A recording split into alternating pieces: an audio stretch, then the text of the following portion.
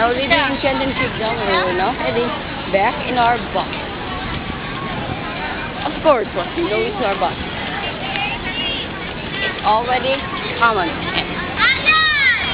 Ano pa yung mga nag-apply ng ticket o re-enter lang? Yung mga there's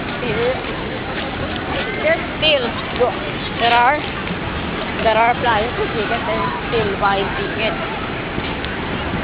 The closing time of Enchanted Kingdom is 9 p.m.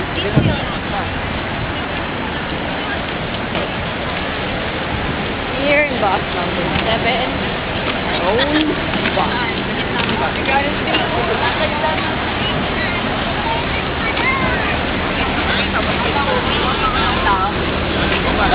Napayad ko lang.